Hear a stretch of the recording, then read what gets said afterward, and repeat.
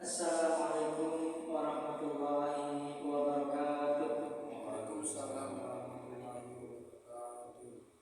Alhamdulillahirabbil alamin wa bihi nasta'inu ala umuri dunya. Shalatu wassalamu ala asyrofil anbiya'i wal mursalin wa ala alihi wa sahbihi ajma'in. Amma ba'du. Yang sama-sama kita bersyukur kepada Allah Subhanahu wa taala yang telah melimpahkan segala nikmat dan karunia kepada kita, sehingga alhamdulillah pada sore hari ini kita semua masih bisa melaksanakan salah satu kewajiban kita, salat maghrib berjamaah. Dan insya Allah akan kita lanjutkan dengan sama-sama mendengarkan taklim rutin kita setiap Jumat malam Sabtu. Semoga segala amal ibadah kita yang kita mendapatkan balasan dari Allah Subhanahu wa taala, dan kita juga mendapatkan ilmu yang bermanfaat bagi dunia dan akhirat. Salawat dan salam semoga selalu tercurah kepada beliau kita Nabi Muhammad sallallahu alaihi wasallam beserta keluarga, sahabat dan pengikut agama, dan semoga kita semua mendapatkan syafaat dari Nabi Muhammad sallallahu alaihi wasallam. Baiklah, pada para jemaah sekalian yang masih ada di luar maupun yang masih ada di dalam, marilah kita sama-sama menyaksikan kajian kita yang akan disampaikan oleh guru kita Al-Ustaz Al-Mukarram Kiai Haji Muhammad Basbasi Vietnam. Mudah-mudahan semoga nanti yang bermanfaat. Marilah kita membuka kajian kita dengan membaca basmalah bersama. Bismillahirrahmanirrahim. Ya Rabbi bil Mustafa balligh maqasidana waghfir lana ya wasi'al karami. Ya Rabbi bil Mustafa balligh maqasidana waghfir lana ma madha Ya wasi'al karami. Ya akramal khalqi ma liman nujubihi siwaka yadahulul hadithil amin. Ya Rabbi bil Mustafa balligh maqasidana waghfir lana ma madha ya wasi'al karami. Huwal habibul ladzi turja syafa'atuhu fi kulli hawlin min al-ahwali muhtahimi. Ya Rabbi bil Mustafa balligh maqasidana waghfir lana ma madha ya wasi'al karami. Maulaya shalli wa sallim daiman abadan ala habibika khairil khalqi kullihim. Ya Rabbi bil Mustafa balligh maqasidana waghfir lana ma madha ya wasi'al karami. Allahumma shalli wa sallim wa barik alaihi.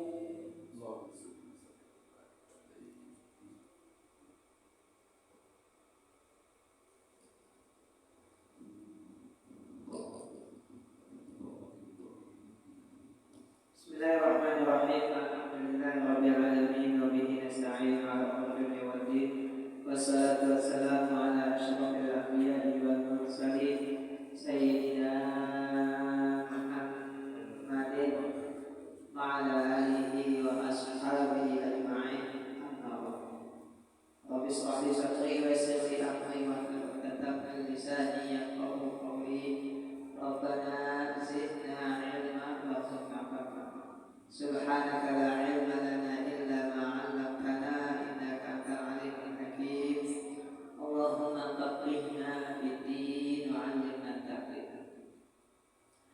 Para asatidz, para hujjaj, para hadirin sekalian yang dimuliakan Allah Ta'ala, Assalamualaikum warahmatullahi wabarakatuh.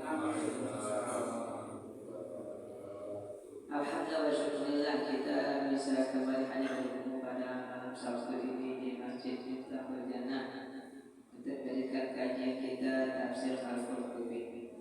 Mari kita buka tangan kita dengan baca surah Al-Fatihah sebagai wasilah kita kepada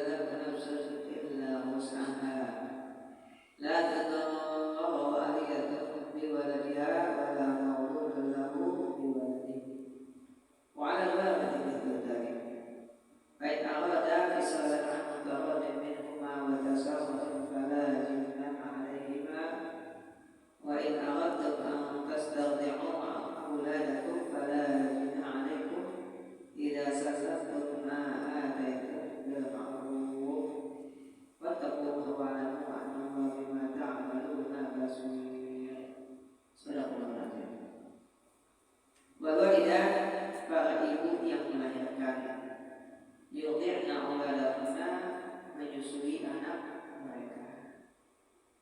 Ayat ini mengandung makna perintah walaupun menggunakan bentuk kalimat perintah, di mana Allah mengatakan kepada para ibu yang melahirkan agar menyusui anak mereka. Itu artinya yang terbaik yang menyusui adalah ibu yang melahirkannya, bukan ibu yang lahir. Maka para ibu yang melahirkan anak, Allah Ta'ala perintahkan untuk menyusui anak-anak mereka. Nah, kemudian yang sudah kita bahas pada pertemuan yang lalu, siapakah yang dimaksud dengan wanita di sini? Apakah yang statusnya masih istri atau yang sudah diceraikan? Nah, kalau kita melihat konteksnya, maka yang dimaksud adalah yang sudah diceraikan. Karena kalau yang masih statusnya istri, tentu hukumnya jelas wajib. Ya, kenapa? Karena wajib taat pada suami. Hakikatnya kebutuhan anak, ya, bahkan sejak dalam perut ibunya itu adalah kewajiban ayahnya. Nah, karena kebutuhan asasi itu adalah ASI dan ASI dapat dari ibu, bukan dari yang lain. Ya. Nah, kalau ibunya anak ini masih istri ayahnya, nah, berarti ayahnya bisa memerintahkan sang ibu untuk menyusui dan sang ibu wajib taat, tidak boleh. Nah, adapun kalau seandainya sudah tidak lagi menjadi istri, terjadi perceraian di antara mereka, nah konteks ayat ini yang menjelaskan beberapa hukum terkait ya dengan perceraian. Artinya jika seorang istri bercerai, lalu ada anak yang masih usia menyusui, maka yang menyusui adalah ibunya. Maka itu juga mengandung hukum tentang hawana, pengasuhan. Ya, jadi hak asuh ada di tangan ibu yang melahirkan. Masuk aja Pak dalam apa? Kenapa dalam? Ini enak di dalam ada sini. Itu ya yang sudah kita bahas pada pertemuan yang lalu. Jadi, ya. Nah, kalau seandainya ibu ini sudah bercerai dari ayahnya, nah di sini baru hukumnya berbeda dengan kalau masih istrinya. Ya. Nah, kalau seandainya ya, sudah bercerai, berarti bukan lagi istrinya. Nah, maka di sini kewajiban menyusui adalah kewajiban ayah, tapi tetap yang dianjurkan ibunya. Maka sang ayah wajib memberi upah. Nah, di ayat berikutnya yang menjelaskan. Ya, nah, jika si ayah tidak punya harta dan si anak tidak mau menyusui selain dengan ibunya, ya tetap ibunya wajib menyusui. Ya, begitu. Dan hak menyusui adalah hak ibu yang melahirkan. Itu kesimpulan dari yang sudah kita bahas pada pertemuan yang lalu. Nah, sekarang berikutnya haulaini kamilaini, 2 tahun. Ya. Ini tahun disebut haulun dari kata hala yahulu, arti berputar. Karena ketemu lagi. Dulu setelah yang lalu kita ketemu Januari, ketemu lagi. Ya, maka disebut dengan haulun. Ya, kita terjemahkan dengan tahun. Ya. Sumiyaan haulan istihadat al-kufur bihi fil awal. Dinamakan haulun karena umumnya perkara itu berulang setiap tahun. Ya, nanti tiap tahun ada 17-an, tiap tahun ada maulidan, gitu ya. Tiap tahun kita lagi Ramadan. Ya, maka disebut dengan haulun. Kamilaini sempurna. Ini penegasan. Karena kenapa perlu ada kata kamilaini? Karena kalau kata 2 tahun saja terkadang penggunaan bahasa sehari-hari angka yang tidak bulat terkadang kita bulatkan. Misalkan kita bilang 2 hari, padahal cuma 1 hari setengah, kan gitu ya. Kita sebut dua hari. Betul ya? Nggak genap 2 hari. Cuma setahun 9 bulan, sekarang kita bilang ya 2 tahun. Ada 2 tahun lebih sebulan, saya bilang 2 tahun juga. Memang itu penggunaan bahasa saja begitu. Dalam matematika juga ada penggenapan pembulatan ya. Kalau 5 sampai 9 di belakang ke atas, gitu ya. Kalau 4 ke bawah di belakang ke bawah, gitu. 1 sampai 4 di belakang ke bawah. Misalkan 83 maka dibilang 8, ya kan? Tapi kalau 86 dibilang 9. Makanya kalau dibilang 200 triliun, mereka sama walaupun kira-kira 200 triliun, ya kalau saya disuruh kan, ya kan? Walaupun realnya 198 triliun, ya kalau dibilang 200 ya bisa salah juga, nggak perlu berdebat. Itu kan bahasa gitu ya, biasa. Ya menggunakan pembulan dan nggak usah didebatkan begitu. Ya kenapa? Karena konteksnya bukan konteks hukum. Nah kalau konteks hukum baru harus akurat. Begitu ya. Kalau konteks hukum harus akurat, nggak boleh taksiran. Kenapa? Karena ada hak orang lain. Ada hak orang lain begitu. Kalau konteks hukum begitu. Nah maka di sini kata bicara hukum Allah tegaskan 2 tahun sempurna. Berarti nggak lebih, nggak kurang. Nggak 2 tahun kurang sebulan. Nah 2 tahun sebulan nggak juga, pokoknya genap 2 tahun. Kenapa? Karena ini bicara masalah hukum, bicara masalah hak dan kewajiban. Maka hitungannya harus akurat. Ya. Itu ada kalimat di sini kamilaini. Ya. Karena kalau nggak ada kata kamilaini, ya, bisa jadi nggak genap 2 tahun. Contohnya nih, kalau kita pergi haji, kan ada namanya lempar jumroh. Lempar jumroh itu kita dikasih 3 hari. Ya kan? Tanggal 11, 12, 13. Ya kan? Kita mungkin di Mina juga 3 malam. Boleh cuma 2 hari di Minanya. Nah, disebutnya faman ta'ajjala fi yaumin 2 hari. Padahal enggak genap 2 hari. Ya.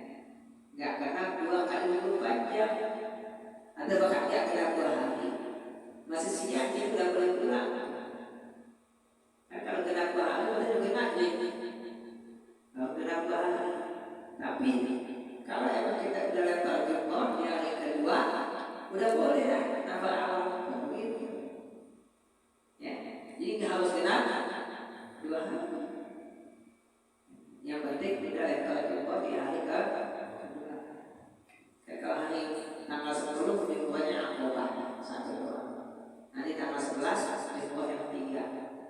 Ya kan, 1, 2, 3. Ya kan, jumroh besar dan jumroh atau Aqobah. Begitu, ya kan? Nanti hari kedua tanggal 12 nanti hari ketiga tanggal 13 sama. Kalau kita mengambil 2 hari doang, 11 lempar jumroh, 12 besok udah pulang. Walaupun masih siang, bahkan belum subuh, udah boleh. Berarti kan gak kena 2 hari loh, tapi Allah nyebutin 2 hari. Kita seperti itu. Nah ini dalam bahasa itu hal yang umum. Nah, namun di sini ditegaskan ya, Allah ini kami liman arada ayyatim wada'na bagi yang ingin menyempurnakan penyusuan. Artinya tidak wajib genap 2 tahun. 2 tahun kurang tidak boleh kalau musafir, silakan. Ya kan sih, silakan. Lalu buat apa Allah Ta'ala sebutkan akan 2 tahun? Ini disebutkan lekon ibtanazum baina zawjaini bi mudatir untuk memutuskan perselisihan yang mungkin terjadi antara suami istri dalam masalah waktu penyusuan. Jadi tadi kan kita katakan ya, ini si ayah, si anak wajib wajib memberikan upah kepada ibunya anak yang disusui. Kenapa kasih upah? Karena bukan istrinya. Kalau istrinya yang dikasih upah. Ya, dalam surat Al-Talaq, baik Allah anakku, jika mereka menyusui anak-anakmu, fa'atuhunna ujurahunna, berikanlah mereka upahnya.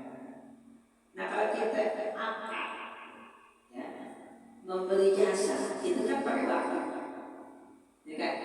Kerja ya, di rumah saya sebulan, gitu kan? Ya. Kerja di rumah saya sehari dari sekian ke sekian, pasti ada kan? Nah, di sini ada akad antara ayah si anak dengan ibunya anak. Akadnya apa? Menyusui. Ya. Nah, di sini ayahnya anak kan wajib kasih upah. Berarti kan harus makan nih, berapa lama menyusuinya? Ya kan?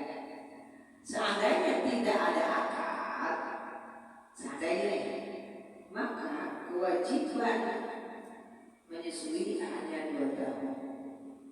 Misalkan ibunya mau nyusui lebih dari 2 tahun, ayahnya nggak mau, ya udah, berarti aku bayar cuma 2 tahun, lebih dari 2 tahun.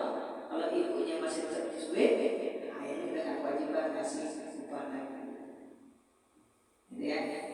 Ada sebaliknya, ayahnya pengennya cuma setahun doang, ibunya pengennya 2 tahun. Ayahnya nggak bisa menolak. Kenapa? Karena Allah sudah menentukan 2 tahun. Sehingga angka 2 tahun ini angka sebagai pemutus jika terjadi perselisihan. Kalau ayahnya nggak pengen 2 tahun, ibunya pengen 2 tahun, maka 2 tahun yang diambil.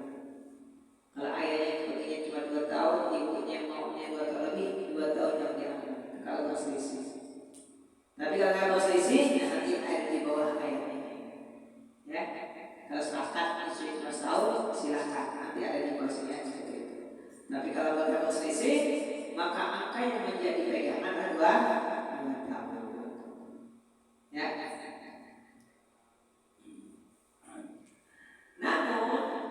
Namun ini perlu diketahui jika penyapihan dilakukan sebelum genap 2 tahun, ya, ini harus atas pertimbangan kemaslahatan anak. Kalau si anak ini masih butuh ASI, maka kewajiban ayah terus wajib memberikan ASI. Jadi nggak boleh atas kemauan orang tua, tapi lihat kepentingan dan kemaslahatan anak. Berarti harus merujuk kepada ahlinya. Tidak boleh dari samping. Jadi kan kalau di samping kasih lagi, ya kan? Udah kasih makanan kok. Apakah aku segini sudah boleh? Itu berarti harus buat konsultasi nanti dengan air contohnya ada.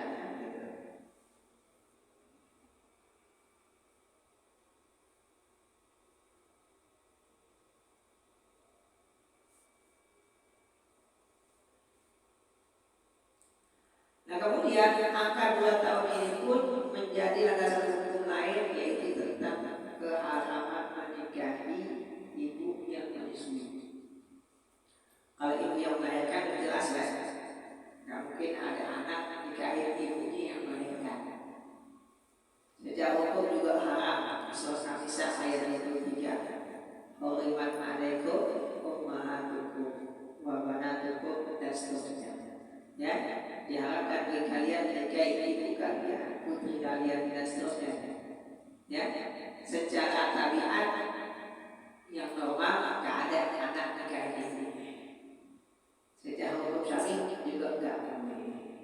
Nah, bagaimana dengan ibu yang menyusui? Dia nggak melahirkan, cuma menyusui. Nah, kan gitu kan?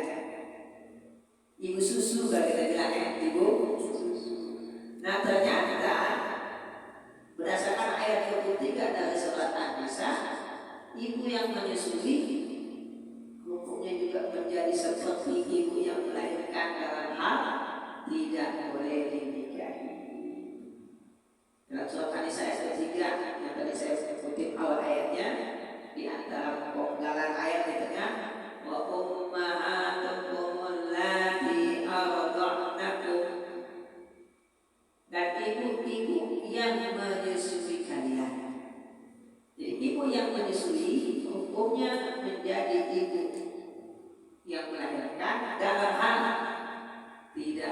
dinikahi. Berarti kalau ada seorang anak menyusu dari seorang ibu yang bukan ibu yang melahirkannya, maka si anak tadi tidak boleh menikahi ibu susunya. Tapi ada ketentuan. Berapa lama masa menyusuinya? Dalam usia berapa tahun menyusuinya? Nah, saya katakan persusuan atau penyusuan yang menjadikan ibu susu haram dinikahi oleh anak yang menyusu jika terjadi penyusuan tersebut dalam usia 2 tahun. Artinya, jika seorang anak menyusu dari seorang ibu, menyusunya sudah di atas 2 tahun, maka menyusu tersebut tidak menjadikannya haram untuk menikah. Mulai dulu ini masih susu, minum ASI dari perempuan lain yang bukan ibunya. Nah, karena umur si anak ini sudah lebih 2 tahun, maka penyusuannya tidak menjadikan ibu yang menyusui haram bagi anak tersebut. Ya. Yang menjadikan penyusuan menjadi haram, ya, pernikahan dengan ibu yang menyusui itu jika terjadi penyusuannya pada usia 2 tahun. Ya, di berdasarkan hal ini seperti itu, oke? Nah, ini perkataan Umar, ya, Khattab, Ibnu Abbas, Ibnu Mas'ud, ya, juga pendapat Imam Syafi'i, Imam Ahmad, dan juga Imam Malik dan Abu Yusuf. Nah, ya.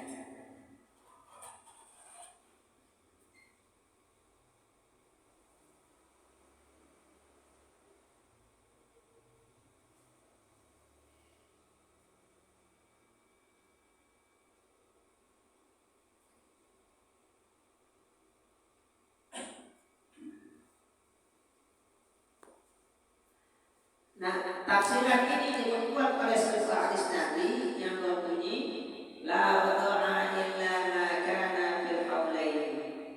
Tidak ada persusuan kecuali yang terjadi dalam usia 2 tahun. Ya. Berarti kalau penyusuannya di atas 2 tahun, maka penyusuan tersebut tidak menjadi penyebab haram menikah dengan ibu yang menyusui. Ya, gitu.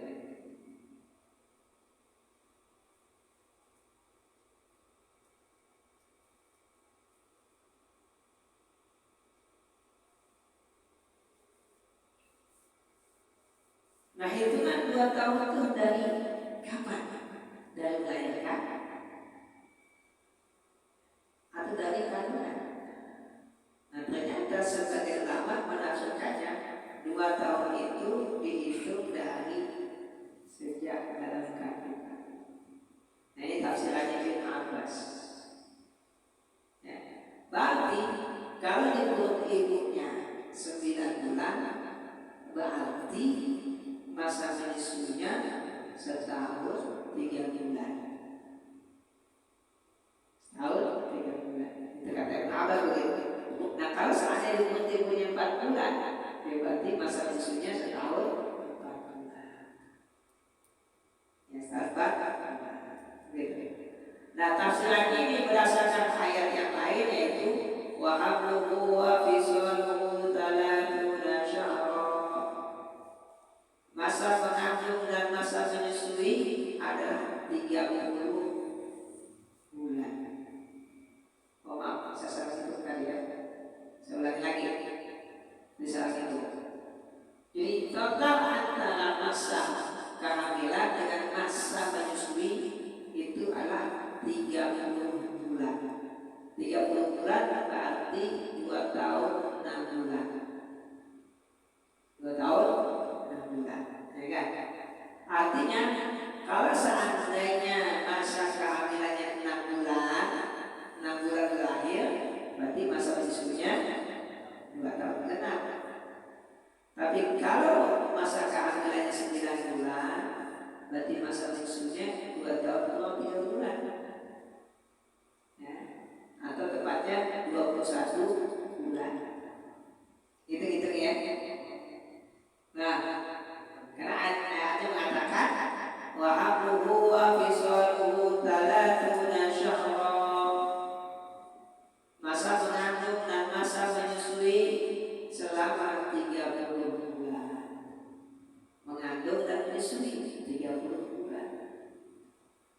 Kalau mengandungnya 6 bulan, menyusuinya 24 bulan.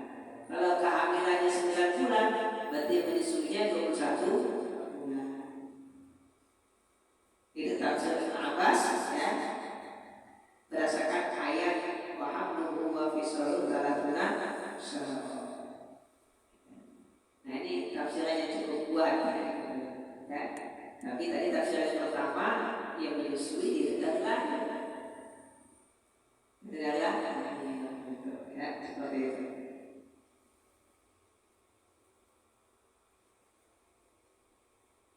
Kemudian ya, Allah Ta'ala wa 'alal mawludi lahu rizquhunna wa kiswatuhunna.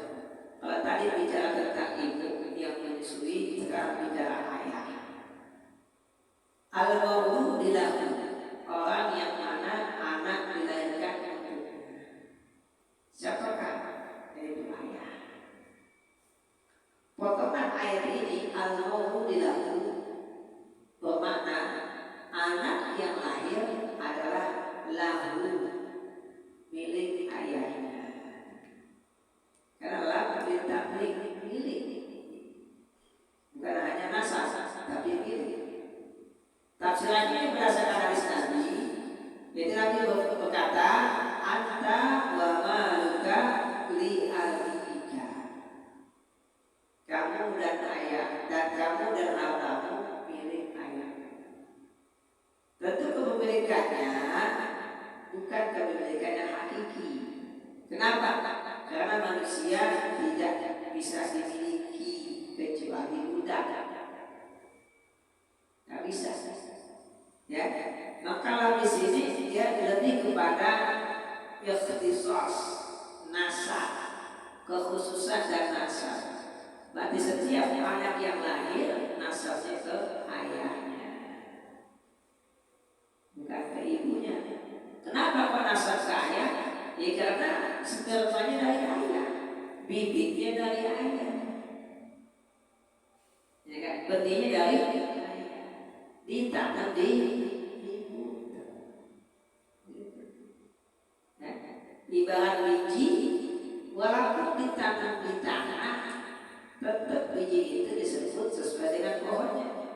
Ya kalau biji mangga, ya pohonnya pohon mangga. Memang ditanam di tanah, tapi tetap dibilang pohon mangga. Kenapa? Karena biji dari mangga. Dibilang pohon durian karena biji dari durian. Nah begitu juga dengan manusia, karena bibitnya dari ayah, maka nasabnya ke ayah. Ibu seperti atau ibarat ladang, nisa'ukum harthul lakum. Istri kalian adalah ladang kalian, tempat bercocok tanam. Kalau bercocok tanam di tanah, dia sendiri yang bertanah orang, nggak boleh, ya. Begitu. Makanya Imam Ghazali dalam kitab Nikah itu bilang begitu. Ya. Dia sangat mengancam orang yang nggak mau punya anak. Kenapa? Dia mengumpamakannya pemilik lahan sudah menyerahkan kepada kamu, nih lahan, garap, ya kan? Nih bibitnya saya kasih. Tapi tadi males, kalau nggak menang, maka ada yang punya tanah. Jadi menurut saya begitu, ya kan? Diibaratkan begitu. Allah sudah kasih bibit, Allah sudah kasih ladang, tinggal dan belum agak mau. Namanya mau ngurusnya bukan. Namanya mau ngurusnya bukan, gitu. Mari mana-mana orang konak ngarapin tumbuh pohonnya dan berbuah. Manusia doang namanya mau numbuhnya ogah, apalagi ngerawatnya. Padahal akhlak udah jelas.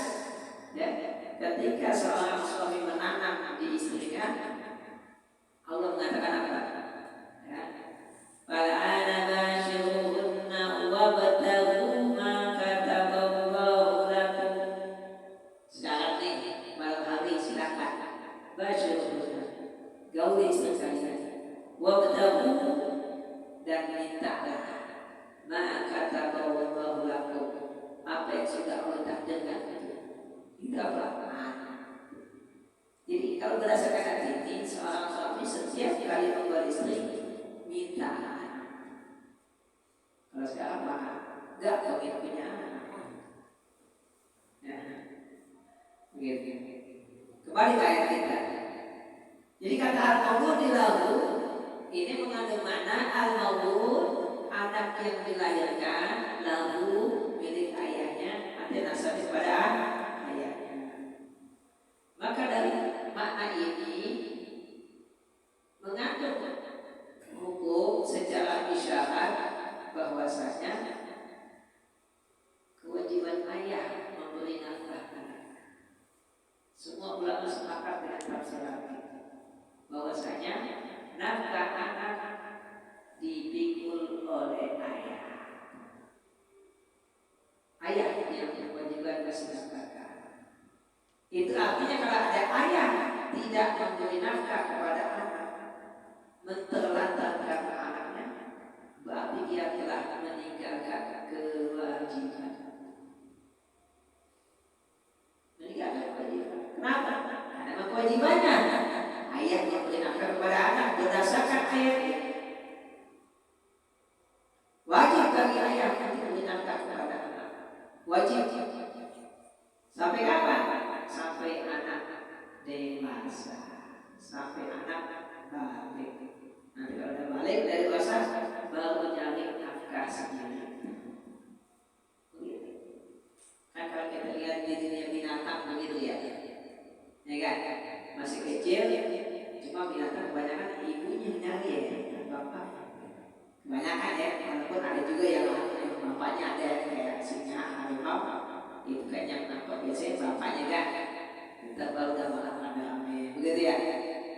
Ya tapi banyak juga binatang yang nyari makan ibunya kayak burung, nanti burung banyak ibunya yang nyari makan bukan bapaknya ya begitu ya.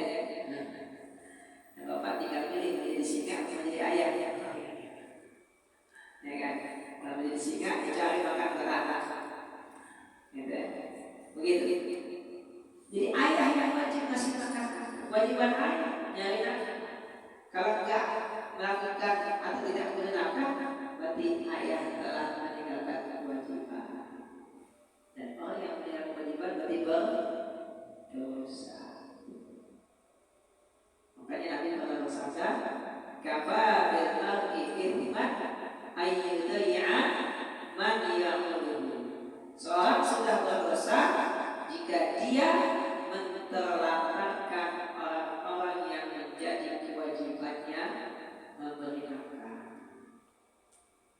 Ini hukum Allah Ta'ala buat para bapak-bapak. Wajib bekerja mencari nafkah buat anak-anak. Apa anaknya doang? Enggak. Rizquhunna. Ya. Apa rizquhunna? Makan buat siapa? Guna buat ibunya. Kenapa? Ya karena ibunya yang nyusuin. Kan kalau anak nyusuin yang dikasih makan ibunya. Makanya yang paling gampang anak udah tertentu asli aja udah, nggak usah bikin makanan apa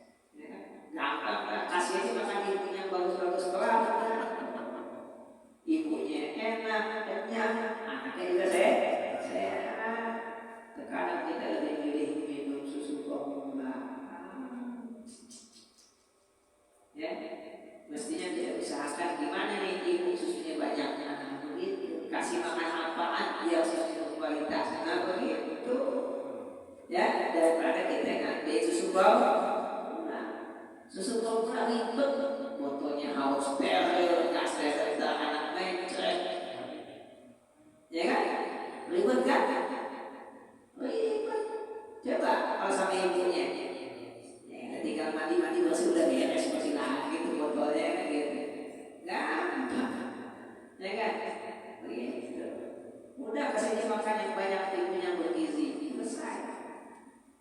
Kalau misalkan susu kurang, konsultasi ke dokter, ini gimana nih biar susu banyak begitu. Ya kan, itu lebih murah, lebih mudah, dan lebih sehat. Rezeki kasih makan ibunya, kasih makan. Kalau kasih makan anaknya, belum bisa, karena belum waktunya makan. Yang kasih makan siapa? Ibunya. Ibunya juga kasih makan, anaknya mah nggak usah. Ya kan, 2 tahun ke bawah begitu. Ya paling kalau menurut ahli gizinya ya masuk tahun kedua sudah boleh makan ya. Paling kan setahun pertama dah asli. Kalau tahun kedua kan paling asli itu sifatnya tambahan, gitu ya. Padahal sih kalau masih 2 tahun juga cukup. Ya 2 tahun kasih asli lah cukup. Soal asal ibunya makanya bagus. Ini aku yang bilang ya rezeki. Nah, ya kasih makan, ya. Maka ini katakan kenapa ibunya di antara beda ya silsilahi dua sifatiha, ya. Karena makanan itu sampai kepada anak melalui ibunya saat menyusu, ya. Begitu. Makanya ulama sepakat bahwasanya nafkah anak yang masih anak-anak itu kewajiban ayah. Nah, dipertegas dengan sebuah hadis. Ada seorang wanita bernama Hind binti Utbah, istri Abu Sufyan. Dia ngadu ke Rasul, ya Rasulullah, ya kan, suami saya pelit. Inna Abu Sufyan rajulun syahid. Wa inna la yu'tini min al-nafaqa wa yakfi bani.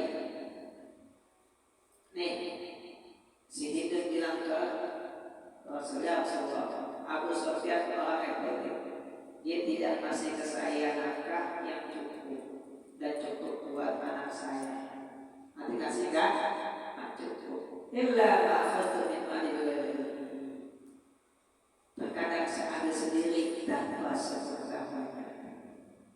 Ingat si ibu ya, kenapa ya? Masih sangat cukup. Ada yang begitu, ada air terkadang ya, Nabi Suhaib terkadang ya, buat anak dirinya kerannya kecil. Dia buat nongkrong sama temennya, kerannya gede. Terkadang ada yang begitu ya kan? Buat anak dirinya kerannya kecil. Tak giliran buat dia teman-temannya, ya. Buat anak bininya dibatasi, buat gurunya, jauh-jauh lah, nyari guru, ya kan?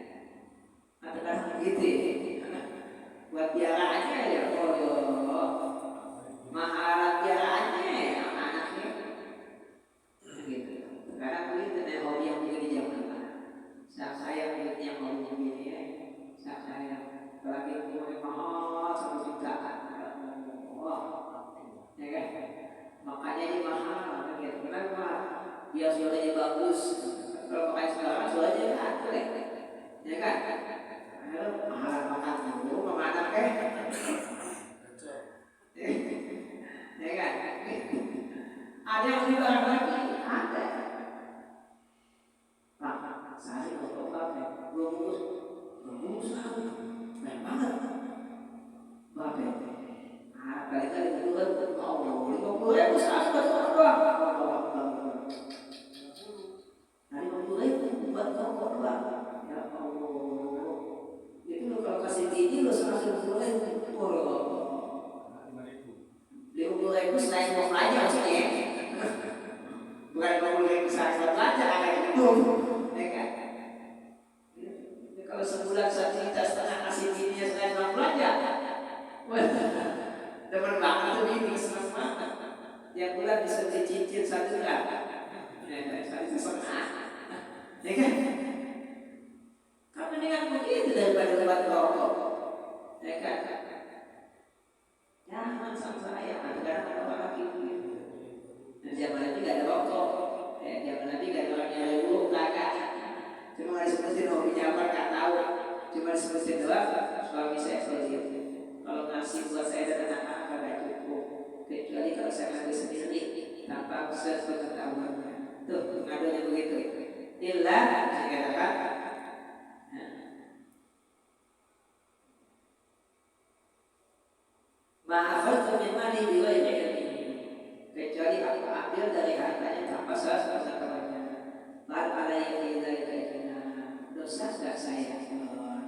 warnanya ke kelasnya.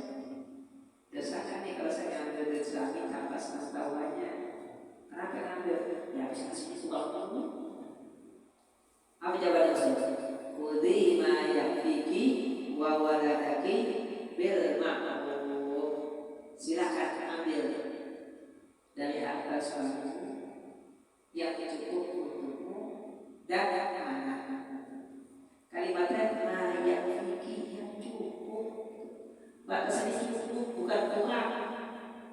Kalau bapak itu kerja mau rajin, nyari duit yang cukup. Nabi yang bilang ya, ma yakfiki wa waladaki, yang cukup untuk istri dan yang cukup, kata Nabi, bukan sekedar. Makanya harus semangat belajarnya nyari duit, jangan pakai malas-malasan. Niatnya dalam hati, Allah yang suruh, Allah sudah berkata, Allah jadi ibadah, ya kan? Jadi ibadah itu. Ya. Dalam Al-Quran bisa Muzammil atau Mudasir itu diambil dari bahasa itu orang yang bekerja mencari nafkah itu sejajar dengan orang yang berjihad di jalan Allah. Sejajar. Makanya orang-orang yang di jalanan lagi nyari nafkah, kecelakaan, meninggal dunia, insya Allah ya meninggal sehidupnya. Kenapa? Lagi nyari nafkah buat istri anak. Ya kan? Dia pikirin buat anaknya makan, dia pikirin buat istrinya makan, dia pikirin buat anak ke sekolah. Ini mulia banget, mulia banget orang seperti ini. Ya, dan pas ingat yang ada di benaknya supaya keluarganya cukup, kagak kekurangan. Ya kan? Buat anak ke sekolah dia pikirin. Ya. Kamu doain aja ya, dia ayahnya segini banyak. Udah gitu aja. Jangan ada ayah kerja dari duit, begitu. Karena Allah sudah bilang, ma yakfiki wa waladaki, yang cukup untukmu dan anak. Ya, jadi istri dan anak menjadi kewajiban ayah atau suami. Gitu. Jadi jelas ya kata-kata. Yang kedua apa? Kiswah, pakaian. Kasih pakaian yang cukup juga. Ya, kita beli pakaian yang cukup buat istri, buat ibunya anak. Buat ibunya anak dia pada pisah. Jadi kalau masih ngurus anak kita, atau kadang pisahnya sama istri, ada anak kan anak diurus sama ibunya. Walaupun sudah bukan istri, nah nih, walaupun sudah bukan istri, tapi karena dia ngurus anak kita. Kasih makan, kasih pakaian. Ya, jangan karena cerai putus semuanya enggak. Itu Islam begitu punya. Walaupun tak pakai ketecak dia tahu ini. Ya kan kita yang tahu hukum, kalau tahu hukum jalan yang tahu. Jalan yang tahu hukum. Bisa tahu beberapa orang yang saya kenal yang ngerti hukum dikerjain. Ya kan kita kasih nafkah buat anaknya yang tinggal sama ibunya. Ya kan, dikasih juga buat ibunya karena ngurusin anaknya, dikasih walaupun buat istrinya. Ya, nanti kalau punya bini lagi tuh bini gak boleh cemburu tuh, gak boleh. Mau udah bukan bini masih ngasih. Bukan karena bukan bini, ini kan dia ngurusin anak saya. Nah begitu jawabannya. Aku yang sungguh nih di surat Al-Baqarah 33. Wa ala mauludi lahu rizquhunna wa kiswatuhunna. Sang ayah wajib memberi rizqun, makan buat ibu yang ngurusin anak, wa kiswatuhunna, dan juga pakaian. Jelas ya? Ini aturan yang bilang nih, mudah-mudahan saya nggak terjadi perceraian ya. Tapi kan kalau seandainya nah, yang udah bukan istri aja kita beliin, apalagi yang masih istri, gitu. Ya, kita pikirin ya, kita pikirin. Insya Allah ada rezeki, jangan takut. Karena prinsipnya begini nih, bahwa kita tanamkan dalam diri kita, kalau Allah yang memerintahkan, pasti Allah bantu. Gak mungkin Allah nyuruh tapi Allah tinggalin kita. Karena Allah bukan manusia. Ya, kalau Allah suruh pasti Allah bantu.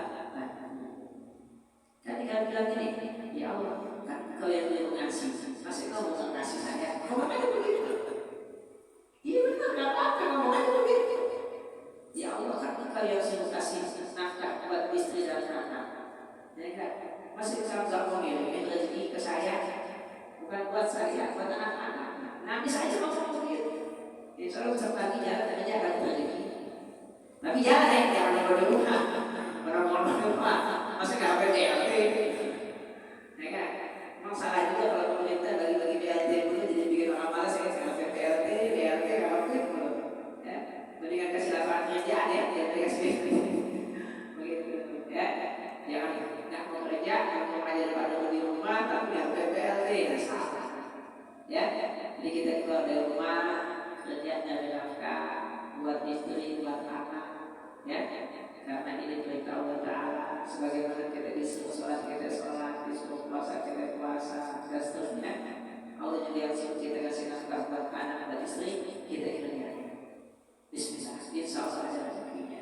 Mudah-mudahan cukup ya, bukan banyak ya, cukup. Biar kita sampai ini ya, cukup bukan lebih bilang gitu. Kewajiban saya, biar kita jujur.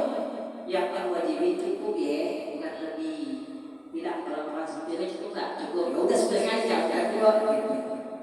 Ya kan? Kalau makan pakai tempe cukup nggak cukup, ya udah jangan kita ayam. Nah, kalau abang banyak kali kita beli ayam, gitu.